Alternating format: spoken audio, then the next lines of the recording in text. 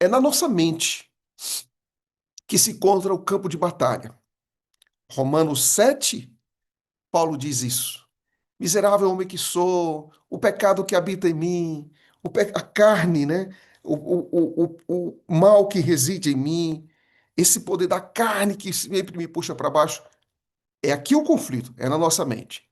Então, quando a gente pensa nisso, nesse conflito, vamos resgatar aquela citação de antes de ontem, em que Ellen G. White diz que nós somos assediados pelas seduções do mundo, pelas solicitações da natureza carnal e por tentações diretas de Satanás. Tudo isso na mente. A mente, então, é o palco desse conflito e que nós vivemos em guerra. Então, a pergunta que fica é: se essa é a realidade, qual é a nossa saída?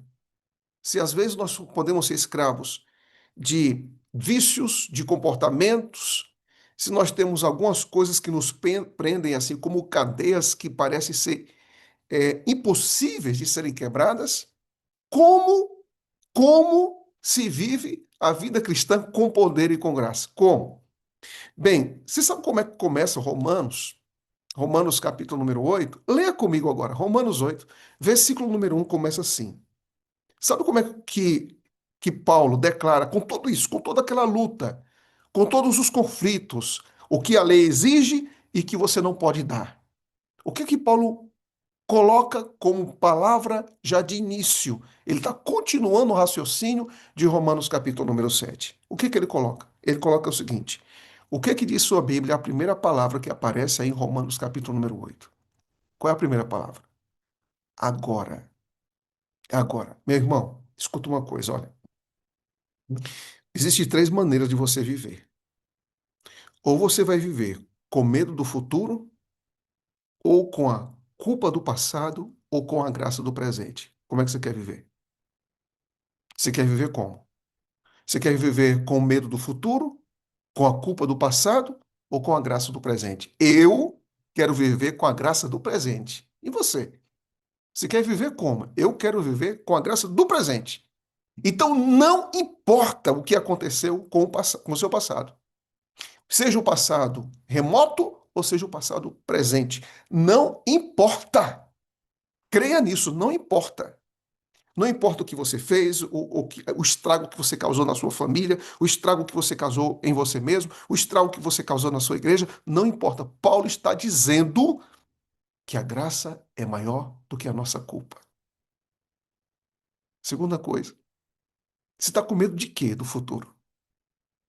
Em que você coloca a base da sua vida? Você está se sustentando em quê? Em quê? Qual é a sua referência? Qual é a sua âncora? Se não for Cristo, você vai ter medo. Se for seres humanos, política, seja lá o que for, você vai ter medo. Agora, Cristo é aquele que lança fora todo medo. A graça, ela é abundante, ela é presente. A graça, escuta, a graça é abundante e é presente. Ela foi presente ontem, ela é presente agora e está presente amanhã. E Paulo está dizendo, agora. Tem pessoas que não vivem do agora. Tem pessoas que só vivem do passado ou do futuro. Mas Paulo está dizendo, ei, ei, ó, ó, é agora. O seu agora é agora.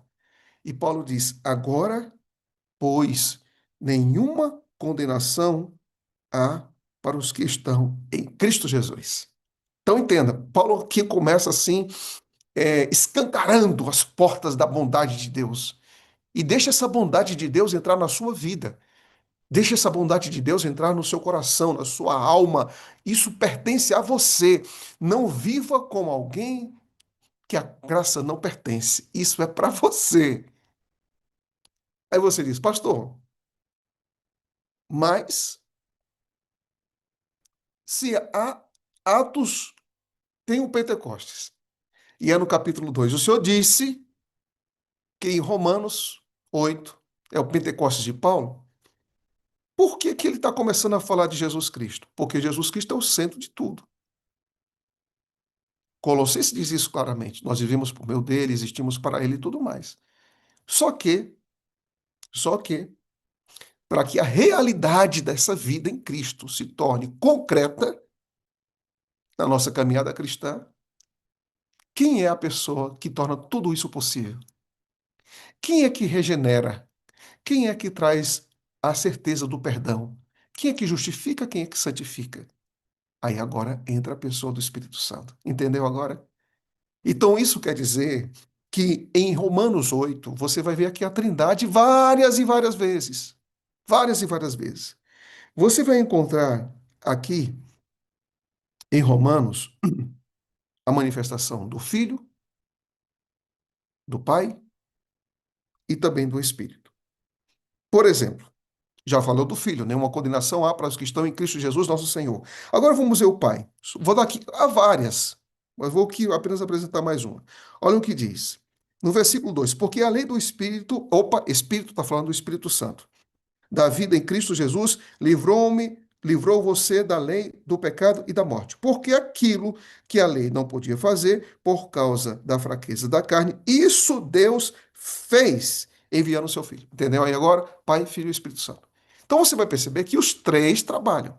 Então ele faz isso logo no início, Paulo vai fazer isso no final, mas durante todo esse corpo de Romanos, capítulo número 8, Paulo vai dizer: agora você vai ver como é que funciona a vida cristã. A vida cristã só tem sentido se o Espírito Santo trabalhar. Então, biblicamente, Paulo está dizendo: olha, o Filho se entregou na cruz, o amor do Pai é inquebrantável por todos nós, mas essa realidade só pode ser vivida pelo Espírito Santo. Por isso que a Sala 57 ela tem esse marco, ela tem essa ênfase, dizer vida no Espírito. Por quê? Porque tudo só é possível com o Espírito. Tá certo? Então, veja bem, Romanos capítulo número 7. Sabe quantas vezes a palavra espírito vai aparecer em Romanos 7? Uma vez, que é no capítulo 7, versículo número 6. Sabe quantas vezes a palavra espírito vai aparecer em Romanos capítulo número 8? 17 vezes. O que você acha disso? O que você acha disso? Romanos 7, uma vez. Romanos 8, 17 vezes. Vamos aqui agora mencionar algumas coisas, alguns pontos que Paulo destaca sobre a obra do Espírito em Romanos, capítulo de número 8. Primeiro, Paulo disse, eu acabei de ler o texto e vou ler novamente, diz: porque a lei do Espírito da vida em Cristo livrou você da lei do pecado e da morte. Primeira ênfase, guarde isso no seu coração. O Espírito Santo nos liberta de qualquer tipo de escravidão. Quem tem o Espírito não vive uma vida de escravidão, vive uma vida de libertação. De libertação. Então, eu não sei qual é a sua luta. Eu não sei se você é um crente, se você está dando os primeiros passos, ou se você é uma pessoa que já tem uma certa experiência na vida, mas tem alguma coisa lá dentro que te puxa para baixo, que domina você, que é senhor dos seus pensamentos, dono da sua vontade e escraviza você. Que você fez sucessivas promessas a Deus, mas até agora essas promessas não foram quebradas. Aliás, perdão, elas não foram cumpridas porque elas continuam sendo quebradas. Lembre-se de uma coisa: o Espírito Santo ele não age na margem da nossa vida. Jesus Cristo disse que o Espírito trabalharia dentro de nós. Aqui na nossa mente é o canteiro de obras do Espírito Santo. Ele nunca vai deixar de trabalhar aí. Então, se existem vícios em sua vida, claro que existem tratamentos, claro que existe terapia, claro que existem intervenções medicamentosas, orientações médicas. Tudo isso tem o seu lugar, porque para cada dor, Deus colocou seus especialistas. Agora, para quem livra, quem necessita de livramento mais profundo da alma, o Espírito Santo é a nossa garantia de libertação. Você crê nisso? Você acredita nisso? O Espírito Santo é a nossa garantia de libertação. A segunda coisa que o Espírito Santo faz, olha que coisa linda aqui. Segunda coisa, o Espírito Santo, quando ele liberta você e a mim, ele também nos habilita, ele também nos dá força para obedecer à lei. Olha o que diz aqui, versículo número 4. A fim de que a exigência da lei se cumprisse em nós, que não vivemos segundo a carne, mas segundo o Espírito. Escuta uma coisa. Eu acho que eu já falei isso na cela 57, se não tiver falado, vou repetir. Deus exige algo que você não pode dar. Você sabia disso? Eu vou repetir para ficar mais claro, tá? Deus exige algo que você não pode dar. Deus exige obediência. E sabe quem é que pode fazer com que você obedeça? É o próprio Deus na pessoa do Espírito Santo. Então eu preciso me render a Deus para dar a Deus aquilo que ele pede de mim. Tá claro isso para você? Eu preciso me entregar a Deus para dar a Deus aquilo que Ele espera de mim. Porque eu não posso dar obediência. Eu não posso dar um coração puro, eu não posso dar fidelidade, eu não posso tirar de mim o desejo por idolatria, de egolatria, ou seja lá o que for. Eu não posso tirar de mim a cobiça. É por isso que o fruto do Espírito Santo é obra dele, que também está inclusa a obediência. Então, pense numa coisa. Eu só posso dar a Deus aquilo que Deus colocar em minha vida. E aqui está dizendo, em Romanos 8, no versículo 4, que a gente obedece, atende às exigências da lei pela presença do Espírito Santo. Então, quanto mais eu estiver caminhando com Deus, através da leitura da Bíblia, da oração, de uma vida de dependência, eu posso dar para Deus, porque Ele habita em mim e essas exigências da lei, elas são então cumpridas. Terceira coisa, o que o Espírito Santo faz em minha vida? Bem, o Espírito Santo nos santifica. Romanos 5, Romanos 8, versículo 5 diz: Os que vivem segundo a carne se inclinam para as coisas da carne. Existe uma inclinação, existe um desejo contínuo. Mas os que vivem segundo o Espírito se inclinam para as coisas do Espírito. Pois a inclinação da carne é morte, mas do Espírito é vida e paz. Porque a inclinação da carne é inimizade contra Deus, pois não está sujeita à lei de Deus, nem mesmo pode estar. Portanto, os que estão na carne não podem agradar a Deus. Então, existe aqui duas correntes. Uma, que é a inclinação da carne, que produz morte. Outra, a dependência do Espírito, que conduz paz e vida. Então, essa obra que o Espírito Santo produz em nossa vida, que é paz, vida e santificação, é o retorno ao caráter de Cristo. Nós não podemos ter um caráter igual ao de Cristo. Jamais. Isso só é possível pela habitação do Espírito. Então, perceba, olha os verbos aqui apontados para o Espírito: liberta, capacita e santifica. Mas não para por aí. Quarto ponto. O Espírito Santo, ele habita em nós. Se eu fosse colocar aqui em ordem, talvez deveria ser essa ordem primeira, mas não é assim que Paulo está expondo. Mas por quê? Porque eu colocaria? Porque teologicamente, o Espírito só pode santificar, só pode nos levar à obediência e nos libertar da escravidão se esse Espírito habitar em nós. Olha o que Paulo diz em Romanos, capítulo 8, versículo 9, ele diz assim: Vocês, porém, não estão na carne. Ele ainda continua o pensamento da carne e santificação. Mas no Espírito, se de fato o Espírito de Deus habita em vocês. Então, Paulo aqui está falando de habitação do Espírito. Note uma coisa aqui, bem interessante. Vamos para Romanos, capítulo número 7, só para ver aqui um detalhe, para que a gente conecte o sentido que Paulo está expondo da presença e habitação do Espírito. Olha o que diz Romanos, capítulo 7, e versículo de número 16. Ora, se faço o que não quero, concordo com a lei que é boa. Neste caso, quem faz isso já não sou eu, mas o pecado que habita em mim. O que Paulo diz que habita nele? O pecado. E aqui diz mais. Porque eu sei que em mim, isto é, na minha carne, não habita bem nenhum. Não há nada de bom que habita em mim. Novamente, ele usa isso pela segunda vez. Veja o que diz em Romanos, capítulo 7, versículo de número 20.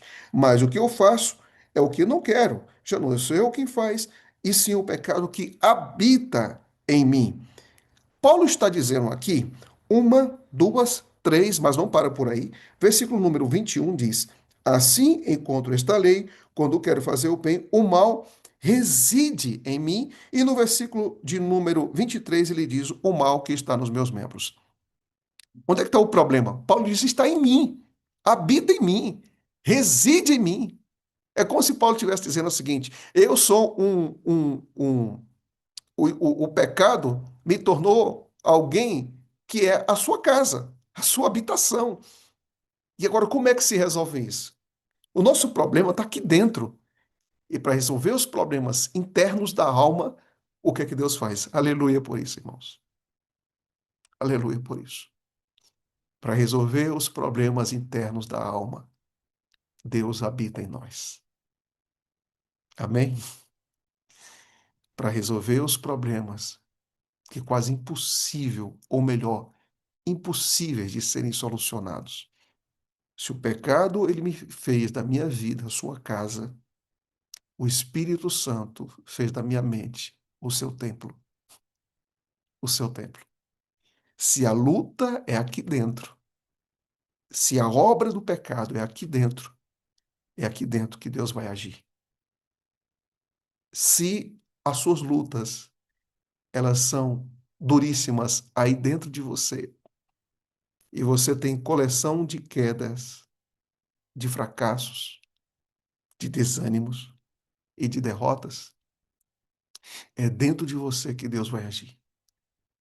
Você está aberto à ação de Deus hoje? Ele tem poder muito maior do que o poder e o estrago que o pecado pode fazer. Deus tem o poder da restauração e da santificação, porque ele habita em nós. Continuando, Romanos diz que o Espírito vivifica o nosso espírito. Romanos, capítulo 8, versículo número 10 diz: Se, porém, Cristo está em vocês, o corpo, na verdade, está morto por causa do pecado, mas o espírito é vida por causa da justiça. Paulo também diz que o espírito nos orienta como filhos de Deus. Romanos 8, versículo 14 diz: Pois todos os que são guiados pelo Espírito de Deus são filhos de Deus. Opa, hoje é dia de ser guiado. Hoje é dia de fazer escolhas. Hoje é dia de tomar decisões, mas sempre guiados pelo Espírito Santo. E diz mais, que o Espírito Santo nos assiste em nossas fraquezas. Ele sabe a fraqueza de cada um de nós. Ele sabe a sua fraqueza, querido Senhor. Ele sabe sua fraqueza, querida senhora. Ele sabe sua fraqueza, adolescente. Ele sabe sua fraqueza, jovem. Ele sabe a fraqueza de todos nós. Mas ele não está lá para olhar para nossas fraquezas e estar de braços cruzados. Ele olha para as nossas fraquezas, querendo entrar e lutar as nossas lutas e vencer as nossas batalhas. Além disso, o Espírito Santo intercede por nós. Por quê, pastor? Porque você sabia que o Espírito Santo intercede por nós, isso é óbvio, né? É o que diz a Bíblia. Agora, ele não intercede por nós como alguém que morreu na cruz. Porque Paulo diz, e também, abra sua Bíblia para não haver dúvida, tá? Olha o que diz, da mesma maneira, por que da mesma maneira? Porque nos versos anteriores, Cristo é aquele que intercede. Da mesma maneira, o Espírito nos ajuda em nossas fraquezas, porque não sabemos orar como convém, mas o Espírito Santo intercede por nós com gemidos inexprimíveis. Por quê? Porque quando a gente ora, a gente tem um coração maculado pelo pecado, a gente não sabe expressar exatamente, às vezes nós expressamos mais o que queremos do que necessitamos. E o Espírito Santo, ele trabalha para traduzir nossas reais necessidades, com a necessidade e com a sinceridade do nosso coração. Ellen G. White diz: o Espírito Santo, ele é dado como agente de regeneração, para tornar eficaz a salvação operada pela morte de nosso Senhor e do nosso Redentor Jesus Cristo. Ou seja, o Espírito Santo, ele busca atrair a atenção dos homens para um evento. Que evento é esse? A cruz de Cristo. A fim de desvendar ao mundo o amor de Deus e abrir as almas convictas às preciosidades das Escrituras. Isso quer dizer que o Espírito Santo, ele foca em Cristo. O Espírito Santo, o centro do Espírito Santo, ele não é o fogo, não é a bomba, não é o óleo, não é a água. O centro do Espírito é a cruz de Cristo. A obra dele é nos conduzir ao Salvador. A obra dele é nos regenerar a partir dos pés da cruz. A obra dele é nos restaurar à semelhança do nosso Criador. Portanto, a obra do Espírito ela é cristocêntrica. Amigos queridos, Cristo. Você nunca vai descobrir a beleza de Cristo sem permitir a ação do Espírito. Você só sabe quem é Cristo por meio do Espírito. E Cristo é o centro de tudo. Amigos queridos, sabe de uma coisa? Você sabe qual é um indício de uma igreja cheia do Espírito? Não é rodopiar, não é pular, não é pegar a terra e jogar para o povo cair. É exaltação da palavra e exaltação de Cristo. Isso é uma igreja cheia do Espírito Santo. Quer ver um crente cheio do Espírito Santo? É um crente que parece mais com Jesus Cristo. Um ministério cheio do Espírito Santo é um ministério que fala mais de Cristo. Comissões de igrejas espirituais são comissões de igrejas em que o centro daquelas reuniões ali é Cristo. Pessoas que trabalham e servem na igreja, o centro, a motivação e o propósito dessas pessoas tem que ser Cristo. Aonde o Espírito estiver, Cristo será exaltado. Cristo será desejado. Cristo será amado. Quando você olha para Romanos 8, você vê a incrível manifestação da pessoa do Espírito Santo nos conduzindo a Cristo. Mas para por aqui, não. O Espírito Santo nunca, qual é a palavra que está aí? Nunca desampara uma alma que está olhando para Jesus Cristo. Nunca. Você não está desamparado hoje. Você não está abandonado hoje. Você pode até se sentir, mas uma coisa é sentir e outra coisa é ser um fato. Não baseie sua vida com aquilo que você sente. Baseie sua vida com aquilo que Deus revela. E aqui está o fato, a revelação da palavra, que aponta que se você estiver olhando para Cristo, você não está abandonado. Ele toma do que é de Cristo e mostra àquele que procura. E se o olhar se mantiver fixo em Jesus, a obra do Espírito não cessará até que a alma seja moldada à sua imagem. Deus é um especialista em restauração de corações quebrados. Isso se manifesta na vida prática. Um homem que tem o Espírito Santo em sua vida não vai desistir de seu casamento. Uma mulher que é cheia do Espírito não vai desistir dos seus filhos e nem do seu marido. Um homem, uma mulher que é cheia do Espírito será fiel nos dízimos e nas ofertas. Um homem, uma mulher, um servo de Deus que acredita no Espírito Santo vai sair coisas boas da sua boca. Não viverá uma vida desequilibrada, impetuosa, insolente, desvirtuosa. Não, porque não é isso que o Espírito Santo produz. O Espírito Santo produz em nós poder e graça e uma semelhança incrível com Jesus Cristo. Pela graciosa influência do Espírito, diz ela, o pecador é transformado no Espírito e no propósito até tornar-se um com Cristo.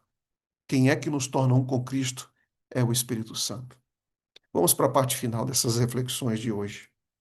Primeiro, o que nós podemos aqui falar? Primeiro, Paulo diz em Romanos 8, versículo 18, porque para mim tempos certos, e agora a gente vê essa beleza de Romanos. Que capítulo formidável. Porque para mim, eu não sei vocês, eu não sei o que está passando na cabeça de vocês, mas Paulo diz, para mim, que estou experimentando isso, eu tenho por certo, eu tenho por certo que a gente sofre, que os sofrimentos do tempo presente não podem ser comparados com a glória a ser revelada no futuro. Queria dizer algo para vocês. Dor não se compara.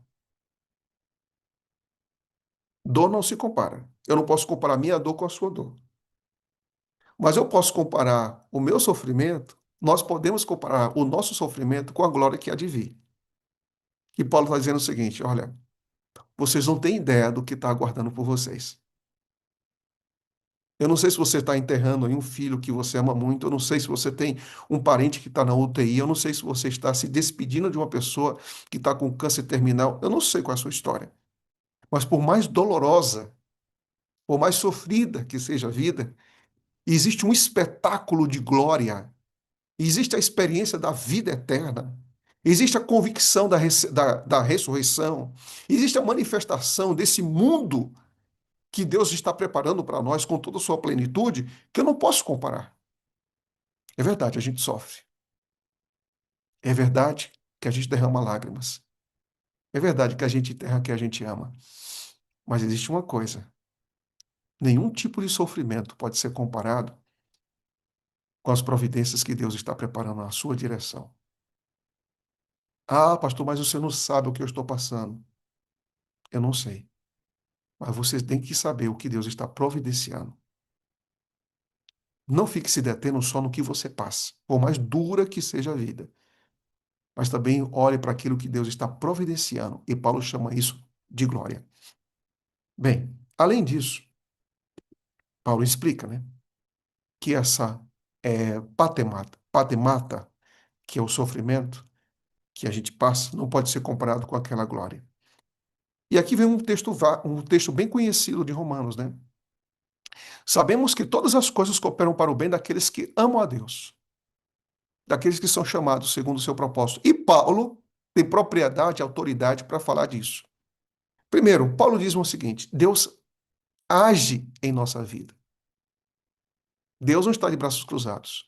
Nada do que aconteça na sua vida está fora da orientação e do cuidado de Deus. Não está. Nada. A segunda coisa é que Deus age para o nosso bem. Você pode até achar que o que você passa agora é para o seu mal, mas se você ama a Deus, esteja seguro que é para o seu bem. A terceira coisa é que Deus age para o nosso bem em todas as coisas. Deus ele não seleciona. Tem gente que pensa, sabe o quê, ó? Tem gente que pensa assim: quando tudo está bem, Deus está agindo. Pare de viver um cristianismo rasteiro. Viva um cristianismo maduro.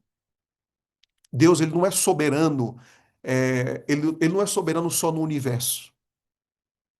Deus não é só soberano nessa terra.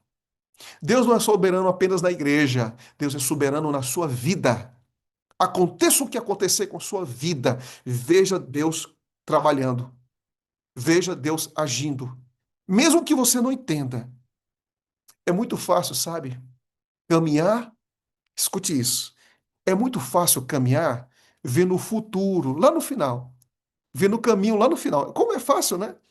É fácil demais você caminhar vendo o final.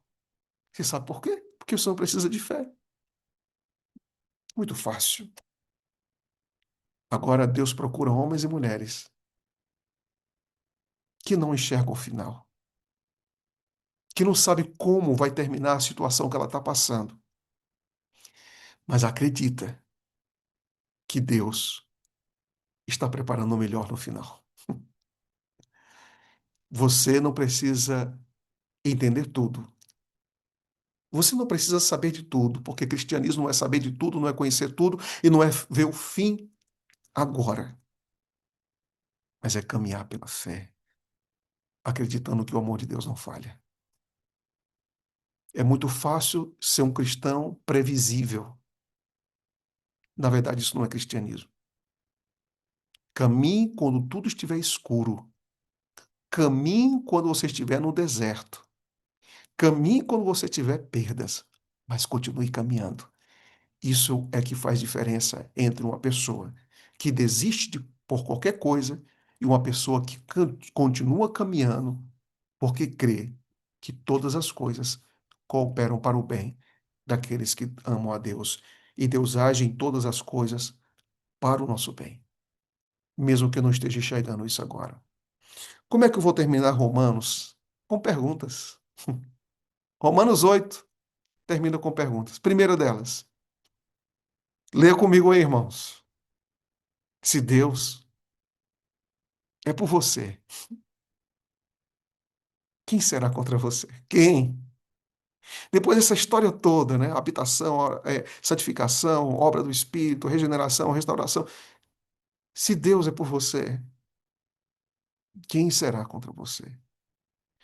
A segunda coisa é, aquele que não poupou, segunda pergunta que Paulo faz, são cinco perguntas que Paulo faz.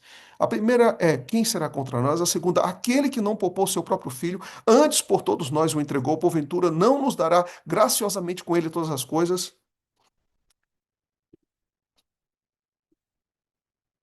A maior promessa Deus já cumpriu. Jesus morreu por nós. Não fique pensando porque você não tem emprego, que Deus não ama você. Não fique pensando que porque você não tem saúde, Deus não ama você. Deus já deu o maior presente. Se você pudesse dizer o seguinte, onde é que está a maior âncora da minha vida para que eu tenha segurança no amor de Deus? Não é um ato futuro de Deus, foi um ato passado. Aquele que entregou o seu filho por nós, porventura, não entregará tudo? Por quê? Porque ele já entregou tudo em Cristo. Por isso nós temos total segurança. A terceira pergunta de Paulo. Veja qual é a terceira pergunta de Paulo. Quem tentará a acusação contra os eleitos de Deus? Eleitos porque escolheram os Espíritos, eleitos porque acreditaram no Calvário, eleitos porque foram santificados e regenerados pelo Espírito, eleitos porque sabem porque todas as coisas contribuem para o bem daqueles que amam a Deus. Não viva se condenando quando Deus já tomou o seu fardo de culpa e já esqueceu. Tem pessoas que ficam lembrando da sua vida passada quando Deus já sepultou. Não faça isso. E nem viva de nenhum tipo de acusação que o diabo queira fazer com você. Não viva. A outra pergunta de Paulo é: quem os condenará? Em Cristo não existe nem acusação e nem condenação. Por quê? Porque nada pode nos separar do amor de Deus que está em Cristo Jesus, nosso Senhor. E quem é que nos dá essa cola a Jesus Cristo? É o Espírito Santo. E quem é que nos une ao Pai? É a pessoa de Jesus Cristo. Os três estão empenhados em seu favor. Eu concluo essa reflexão com um pensamento de Spurgeon. E Spurgeon disse assim: qual deve ser nossa ênfase hoje? Qual deve ser nosso trabalho hoje? Como pastor, como líder, como ancião, como ministério jovem, como ministério da mulher, como ministério dos adolescentes, das crianças? Qual deve ser nossa ênfase hoje? Qual deveria ser nossa preocupação primária hoje? Spurgeon disse: clamemos ao Espírito de Deus que nos faça e nos mantenha vivos para Deus, fiéis ao nosso ofício e úteis à nossa geração. Amigos queridos, vamos clamar pelo Espírito, né? Para que a gente tenha uma vida útil, para que essa geração possa encontrar sentido e propósito. Romanos 8 é o Pentecostes de Paulo, que ali está envolvido o Pai, o Filho e especialmente o Espírito Santo. 17 vezes todas as possibilidades da graça são possíveis, são alcançáveis pela obra do Espírito. E é esse Espírito que aparece em Romanos por 17 vezes, dizendo que só existe vida cristã em sua plenitude se ele estiver presente. Pode parecer chover no molhado falar para a sala 57 que busca o Espírito Santo hoje, né? Mas Jesus Cristo disse que a gente deve buscar todos os dias esse batismo de bênçãos que nos dirige. Você sabe o que é que a frase que me marca quando eu olho para Romanos 8? É Paulo dizendo assim: olha, receba o Espírito e viva a vida cristã como ela é, em sua plenitude, sempre acima, sempre acima.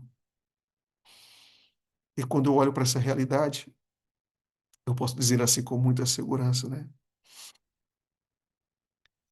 Que o Espírito nos leva a ter Cristo. E quem tem Cristo tem tudo. A vida em Cristo é uma vida de satisfação. A vida em Cristo é uma vida de realização. A vida em Cristo é uma vida de plenitude. A vida em Cristo é uma vida de paz, de santificação e de uma experiência viva.